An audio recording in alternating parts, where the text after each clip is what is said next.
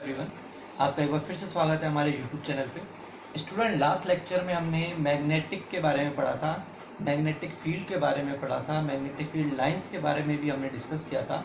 Ampere swing rule उसी के effect के रूप में हमने देखा था, डिस्कस भी किया था। आज का जो टॉपिक है उसमें हम बताने वाले हैं direction of magnetic field, right and thumb rule. अब देखिए स्टूडेंट, हमने आपको लास्ट लेक्चर में बताया था कि मैग्नेटिक फील्ड जो है वो जितना ज़्यादा डिस्टेंस अगर होता है उतना ही मैग्नेटिक फील्ड क्या होता जाता है, कम होता जाता है। तो देखिए, अगर आपको how you can calculate the direction of magnetic field, आप मैग्नेटिक फील्ड की डायरेक्शन को किस तरीके से कैलकुलेट कर सकते हैं या बता सकते हैं। तो देखिए, उसका आसान सा तरीका है right and thumb rule. Right and thumb rule क्या कहता है कि आपको क्या करना है कि जैसे मान लीजिए आपने कंडक्टर को होल्ड किया हुआ है, सपोज कीजिए ये कंडक्टर है, इसको आपने इस तरीके से होल्ड किया हुआ है, और जब आपने इसको होल्ड किया हुआ है तो ये जो आपका थंब है इसका जो डायरेक्शन है ये अपवर्ड डायरेक्शन आ रहा है, और ये जो फिंगर्स है ना जिनसे आपने इसको होल्ड कर रखा है, इन फिंगर्स की डायरेक्शन जो है ये इस तरफ है। तो इस तरीके से जब फिंगर्स की डायरेक्शन होती है, और ये जो आपका थंब है, ये थंब जो क्या, थंब किस चीज को रिप्रेजेंट कर रहा है, थंब रिप्रेजेंट कर रहा है करंट की डायरेक्शन को। और जो कर्लिंग फिंगर है, कर्लिंग फिंगर का मतलब इस तरीके से कर्व ले रही है, तो ये कर्लिंग फिंगर है, ये रिप्रेजेंट कर रही है मैग्नेटिक फील्ड। अब ये जो कर्लिंग फिंगर होता है इस तरीके से, ये कर्लिंग फिंगर हमें क्या बता रहा है, मैग्नेटिक फील्ड की डायरेक्शन को बता रहा है। तो देखिए, इसी को हमने बताया, हमने क्या किया, एक कंडक्टर लिया, कंडक्टर जिसमें क्या फ्लो कर रहा है स्टूडेंट, करंट फ्लो कर रहा है, और कंडक्टर को इस तरीके से हमने क्या कर लिया है, होल्ड कर लिया है। तो जो थंब है, ये थंब जो है, ये थंब क्या रिप्रेजेंट कर रहा है, thumb point along the direction of current. Thumb हमेशा किस चीज को बताता है, करंट की डायरेक्शन को बताता है। और ये जो कर्लिंग फिंगर है, ये कर्लिंग फिंगर्स हमें क्या बता रही है, मैग्नेटिक फील्ड की डायरेक्शन को बता रही है। तो इस तरीके से हमने क्या बना लिया, मैग्नेटिक फील्ड बना लिया। जैसे इस तरीके से हमने होल्ड किया,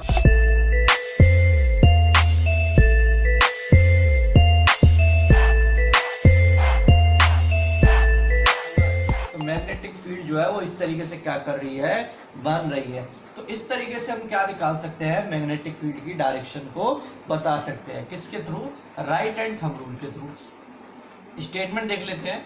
imagine the straight conductor in your right hand such that the thumb points in the direction of current. आपको क्या करना है स्टूडेंट्स, इमेजिन करना है कि आपके हाथ में क्या है, कंडक्टर है, और जिसका जो थंब है ये किस चीज को पॉइंट कर रहा है, करंट की डायरेक्शन को बता रहा है।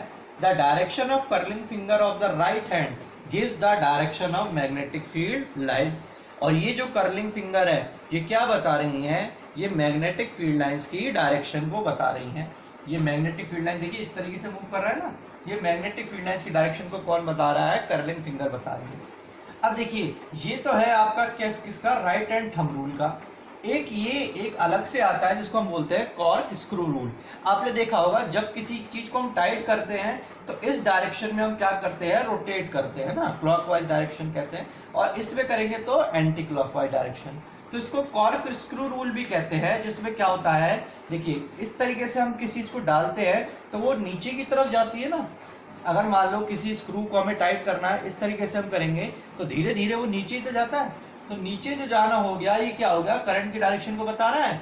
और ये जो आपका जो मूवमेंट हो रहा है, क्लॉकवाइज मूवमेंट जो हो रहा है, ये क्या रिप्रेजेंट कर रहा है, मैग्नेटिक फील्ड की डायरेक्शन को रिप्रेजेंट कर रहा है। तो ये अलग से एक रूल मैंने आपको एडिशनली बता दिया है, ठीक है।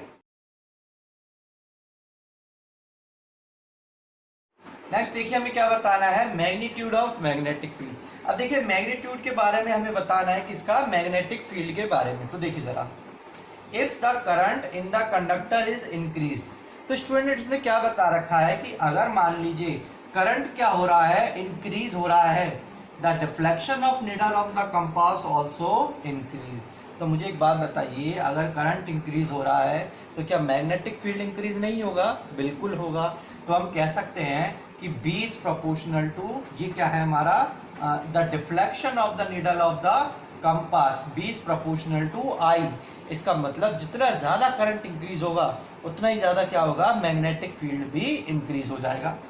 सेकंड पॉइंट की हम बात करें, if the distance r of the compass from the conductor is increase, the deflection of the needle decreases. और दूसरे पॉइंट में हम क्या बता रहे हैं स्टूडेंट्स, अगर मान लीजिए डिस्टेंस क्या होता है, इंक्रीज होता है, दूरी अगर बढ़ती है तो मैग्नेटिक फील्ड क्या हो जाएगा, कम हो जाएगा। देखिए मैं आपको इधर बताता हूं, एक मिनट। देखिए सपोज कीजिए ये आपका कंडक्टर है, जो हमने लास्ट वीडियो में पढ़ा था, ये कंडक्टर है, और यहां से लेके यहां तक का ये जो डिस्टेंस है, इसको मैं r से रिप्रेजेंट कर रहा हूं। किससे रिप्रेजेंट कर रहा हूं, r से। अब सपोज कीजिए ये r क्या हो रहा है, इंक्रीज हो रहा है, तो r इंक्रीज होगा तो मैग्नेटिक फील्ड क्या हो जाएगा, कम हो जाएगा ना भाई। सेंटर में मैग्नेटिक फील्ड क्या रहेगा, ज्यादा रहेगा, और सेंटर से अगर आउटर में अगर बाहर जाएंगे तो मैग्नेटिक फील्ड क्या हो जाएगा, कम हो जाएगा। तो इसका मतलब B inversely proportional to 1/r, और जितना ज्यादा हम करंट अप्लाई करते जाएंगे मैग्नेटिक फील्ड उतना ही ज्यादा क्या होता जाएगा, इंक्रीज होता जाएगा। That means B is proportional to I, और इसका रिजल्ट क्या निकलता है, B is proportional to I/r। तो इस तरीके से हम क्या निकाल सकते हैं, इसका रिजल्टेंट निकाल सकते हैं कि जो मैग्नेटिक फील्ड है वो डायरेक्टली प्रोपोर्शनल है किसके, करंट के, और इनवर्सली प्रोपोर्शनल है किसके, हम इन दोनों के डिस्टेंस के इनवर्सली प्रोपोर्शनल है। ठीक है स्टूडेंट, तो चलिए नेक्स्ट में देखते हैं तरीके से हम इसको क्या कर सकते हैं, एक्सप्लेन कर सकते हैं। देखिए यही चीज हमें बताया है कि B is proportional to directly proportional to I, इसका मतलब करंट अगर इंक्रीज होता है तो मैग्नेटिक फील्ड इंक्रीज होता है, and inversely proportional to R, जितना ज्यादा डिस्टेंस हो जाएगा उतना ही मैग्नेटिक फील्ड क्या होता जाएगा, कम होता जाएगा। तो ये रिजल्ट हमारा निकला है। अब देखिए what is the unit of magnetic field, अगर कोई आपसे पूछता है what is the unit of magnetic field, तो मैग्नेटिक फील्ड की यूनिट क्या होने वाली है, the unit of magnetic field is Tesla. ध्यान रखिए मैग्नेटिक फील्ड का यूनिट जो होता है वो क्या होता है स्टूडेंट, टेस्ला होता है।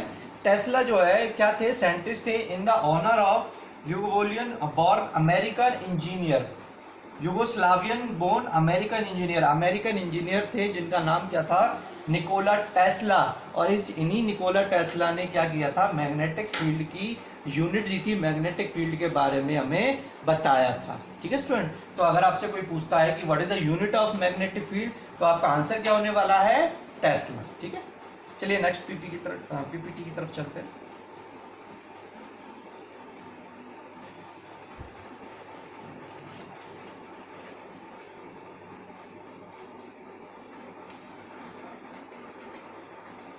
देखिए स्टूडेंट्स, नेक्स्ट जो पीपीटी है, हमने लास्ट टाइम हमने बताया था आपको magnetic field due to a straight conductor. Straight conductor के बारे में हमने आपको डिस्कस किया था कि एक स्ट्रेट कंडक्टर है, उसमें करंट फ्लो कर रहा है, उस तरीके से हमने क्या किया था, मैग्नेटिक फील्ड के बारे में हमने आपको बताया था। आज हम डिस्कस करने वाले हैं magnetic field due to a current carrying circular coil.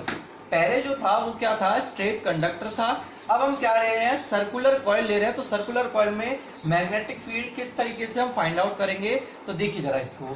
देखो हमें क्या करना है, सबसे पहले एक कार्डबोर्ड लेना है स्टूडेंट्स, कार्डबोर्ड लेना है, गत्ते का कार्डबोर्ड लेना है हमें, और उसमें बीच में दो जगह क्या करने हैं, होल करने हैं। ठीक है, एक कार्डबोर्ड लेना है, उस कार्डबोर्ड पे क्या करना है, हमें होल करना है।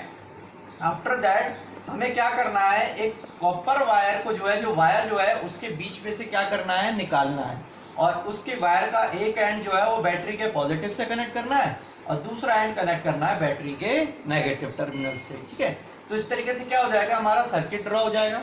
अब उसके बाद हमें क्या करना है, इस कार्डबोर्ड पे आयरन फिलिंग्स हमें क्या करनी है, स्प्रेड करनी है। आयरन फिलिंग्स मैंने आपको बताई थी, आयरन पीसेस के छोटे छोटे टुकड़े आपको क्या करने हैं, इस पूरे कार्डबोर्ड पे क्या करने हैं, फैला देने हैं। और जैसे ही आप करंट को स्टार्ट करेंगे, तो जैसे ही इसमें से करंट फ्लो होना स्टार्ट हो जाएगा, अब देखिए करंट की डायरेक्शन किस तरह रहेगी, इस तरीके से डायरेक्शन रहेगी। तो ये जो आपका जो आयरन पीसेस हैं या जो आपके आयरन फिलिंग्स हैं, इस तरीके से क्या हो जाएंगे, बनना स्टार्ट हो जाएगा, आपको ये फॉर्मेशन हो जाएगा मैग्नेटिक फील्ड लाइंस का। तो ये हमें क्या बता रहा है, मैग्नेटिक फील्ड लाइंस की डायरेक्शन को बता रहे हैं।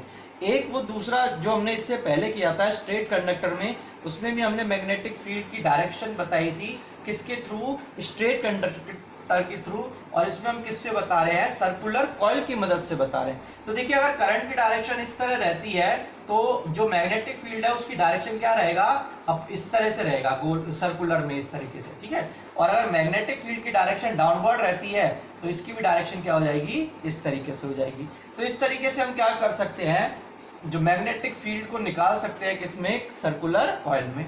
अब इसके कुछ इंपॉर्टेंट पॉइंट्स है वो हम डिस्कस कर लेते हैं स्टूडेंट। सबसे पहला पॉइंट आता है, the magnetic field lines near the coil are nearly circular and concentric. अभी क्या बता रहे हैं, जो मैग्नेटिक फील्ड लाइंस होती हैं कॉइल के नियर में वो किस तरह से रहती हैं, सर्कुलर रहती है और कॉन्सेंट्रिक रहती है। सर्कुलर का मतलब क्या हो गया, गोल हो गया, कॉन्सेंट्रिक का मतलब क्या हो गया, उस सर्कल के आसपास चारों तरफ, ठीक है। The field lines are in the same direction in the space enclosed by the coil. दूसरा पॉइंट क्या कहता है, जो मैग्नेटिक फील्ड लाइंस होती हैं उनकी डायरेक्शन क्या रहती है, सेम रहती है, जो कि जितना हमें एरिया दे रखा है ना, इसके आसपास जितना भी एरिया है उस एरिया के इनक्लोज के कॉइल के उसकी जो डायरेक्शन रहती है वो क्या रहती है, सेम रहती है। थर्ड पॉइंट आता है, near the centre of the coil the field lines are nearly straight and parallel, as such the magnetic field at the centre of coil can be taken to be uniform.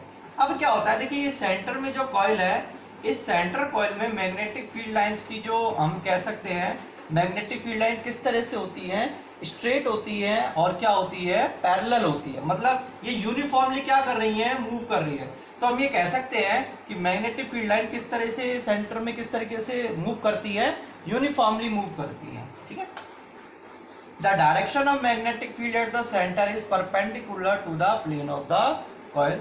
और जो direction है magnetic field की किसमें, centre पे, वो क्या है, perpendicular है, किसके, प्लेन के परपेंडिकुलर। ये प्लेन है आपका, ये परपेंडिकुलर और मैग्नेटिक फील्ड की डायरेक्शन इस पे क्या है, परपेंडिकुलर है, ठीक है। As we move toward the centre of the coil the strength of magnetic field increases. हमेशा एक बात ध्यान रखिएगा कि जितना आप सेंटर के पास जाएंगे आप उतना ही ज्यादा मैग्नेटिक फील्ड को ज्यादा महसूस करेंगे।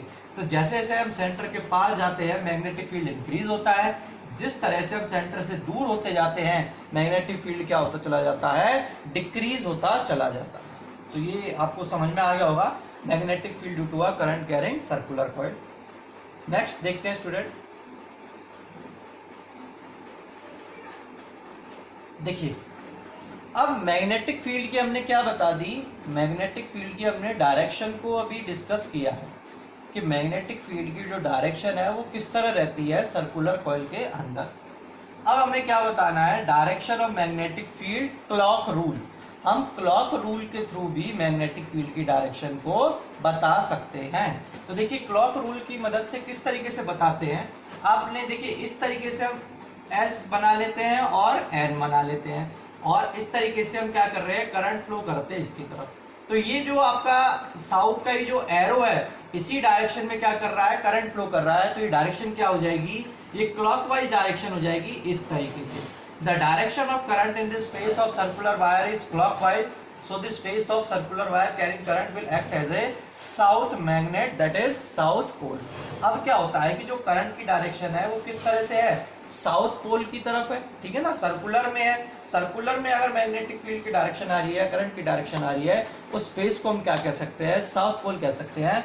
उसी तरीके से अगर एंटी क्लॉकवाइज डायरेक्शन में हमें जो फेस दिख रहा है किसी भी मैग्नेटिक फील्ड का, कॉइल का, तो उसकी डायरेक्शन क्या रहने वाली है, नॉर्थ पोल की तरफ रहने वाली है, और वो क्या रहेगा, हमारा एंटी क्लॉकवाइज डायरेक्शन रहेगा। तो इस तरीके से हम क्या निकाल सकते हैं, जो मैग्नेटिक फील्ड की डायरेक्शन को हम बता सकते हैं क्लॉक रूल के थ्रू। ये आपका क्लॉकवाइज आ गया साउथ पोल, और एंटी क्लॉकवाइज आ गया दैट इज नॉर्थ पोल। देखिए एंटी क्लॉक में एन जो है वो इस तरह से रिप्रेजेंट कर रहा है। तो करंट की डायरेक्शन अगर इस तरह से हो जाती है तो वो अपोजिट डायरेक्शन में क्या करता है, मूव करता है, रिवर्स करंट क्या हो जाता है, फ्लो होता है, ठीक है। इसमें जो करंट की डायरेक्शन है ये इस तरफ है, तो करंट, तो ये क्या हो गया, ये क्लॉकवाइज हो गया, और इसमें क्या हो जाएगा, इससे अपोजिट डायरेक्शन आ रही है तो ये क्या हो जाएगा, एंटी क्लॉकवाइज हो जाएगा, ठीक है student. Looking at the face of coil, if the current around that face is in clockwise direction, then the face is the south pole. अगर हम एक कॉइल, जो हमारा कॉइल होता है उसकी तरफ अगर हम देखें तो कॉइल के फेस पे जो डायरेक्शन हमें दिख रही है, क्लॉकवाइज डायरेक्शन दिख रही है, तो वो फेस किस तरह रहेगा, साउथ पोल रहेगा। और अगर वही डायरेक्शन हमें नॉर्थ पोल दिख रही है तो फेस किस तरह रहेगा हमारा, वो हमारा रहने वाला है एंटी क्लॉकवाइज डायरेक्शन में, या हम कह सकते हैं नॉर्थ पोल रहने वाला है। ठीक है स्टूडेंट, तो इसी का यही मतलब था हमारा क्लॉक रूल का। अब देखिए इसी का हम क्या निकालते हैं, मैग्नीट्यूड निकालते हैं मैग्नेटिक फील्ड का। तो देखिए पहला पॉइंट हमें पता ही है, V is proportional to I, बताने की जरूरत ही नहीं है आपको। जितना ज्यादा करंट फ्लो होगा उतना ही ज्यादा क्या होगा, मैग्नेटिक फील्ड इंक्रीज हो जाएगा। जितना डिस्टेंस को इंक्रीज करेंगे, inversely proportional to the radius of the coil, जितना ज्यादा डिस्टेंस इंक्रीज होगा उतना ही मैग्नेटिक फील्ड क्या होता जाएगा, कम होता जाएगा। एक और हमारे पास पॉइंट ऐड किया है, directly proportional to the total number of turns. अगर मान लीजिए जो वायर है उसके नंबर ऑफ टर्न्स को हम क्या करते जाते हैं, इंक्रीज करते जाते हैं। नंबर ऑफ टर्न्स का मतलब, देखो आपने कॉइल देखी होगी ना, कॉपर बॉन्ड कॉइल होता है जो कॉपर के वायर से लपेटा होता है गोल गोल इस तरीके से। जितने ज्यादा हम तार कॉइल करेंगे, कॉइलिंग करते जाएंगे, नंबर ऑफ टर्न्स, इसी को कहते हैं कितनी नंबर ऑफ टर्न्स हुए हैं। तो जितना ज्यादा नंबर ऑफ टर्न्स होगा उतना ही ज्यादा क्या होगा, मैग्नेटिक फील्ड होगा।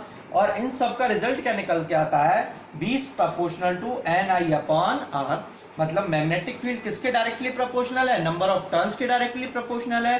Current flowing through the conductor के डायरेक्टली प्रोपोर्शनल है। और इनवर्सली प्रोपोर्शनल किसके है, केवल और केवल डिस्टेंस के। अगर डिस्टेंस को इंक्रीज कर दिया जाता है तो मैग्नेटिक फील्ड क्या हो जाएगा, कम हो जाएगा स्टूडेंट। तो स्टूडेंट देखिए नेक्स्ट पीपीटी की तरफ चलते हैं हम।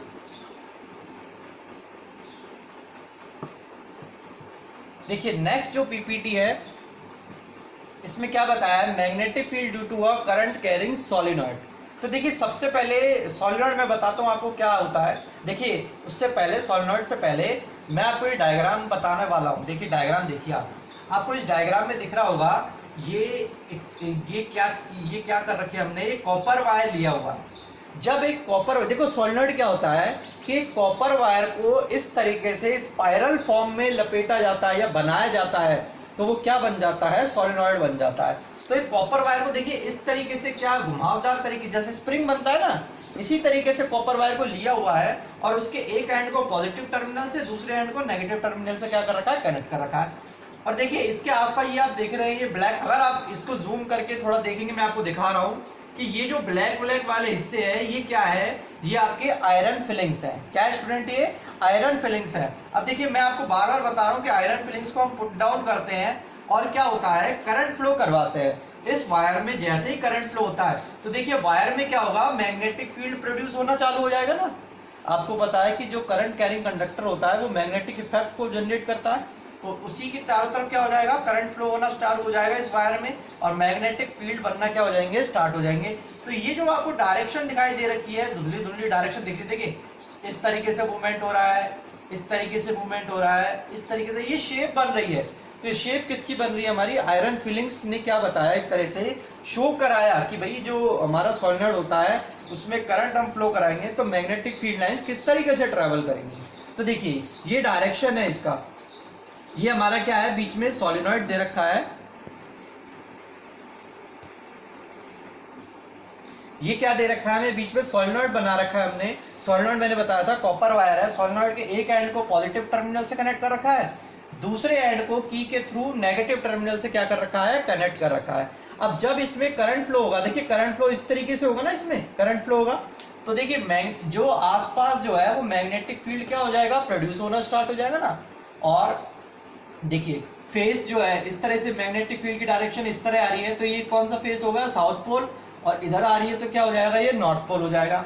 करंट की डायरेक्शन, जो हमारा जो मैग्नेट है वो आउटसाइड जो ट्रेवल करता है वो नॉर्थ से साउथ की तरफ ट्रेवल कर रहा है। और इंटरनली हम क्या मानते हैं, जब वो कॉन्सेंट्रिक है, सर्कुलर है, तो इंटरनली वो साउथ से नॉर्थ की तरफ क्या कर रहा है, ट्रेवल कर रहा है। ठीक है, ध्यान रखिएगा, आउटसाइड जो होता है मैग्नेट वो नॉर्थ से साउथ की तरफ ट्रेवल करता है और इनसाइड में हम मानते हैं कि वो साउथ से नॉर्थ की तरफ क्या कर रहा है, ट्रेवल कर रहा है। तो इस तरीके से क्या बन जाएगा, डायरेक्शन बन जाएगा हमारा। ठीक है student, an insulated copper wire bound on a cylindrical cardboard tube such that its length is greater than its diameter is called a solenoid। देखिए एक इंसुलेटेड कॉपर वायर है, इंसुलेटेड कॉपर वायर को हम बाउंड करेंगे cardboard पे, cylindrical cardboard ले रहे हैं हमने, ये सिलेंड्रिकल कार्डबोर्ड लिया हमने जिसमें कि लेंथ क्या है, ज्यादा है, किससे, डायामीटर से।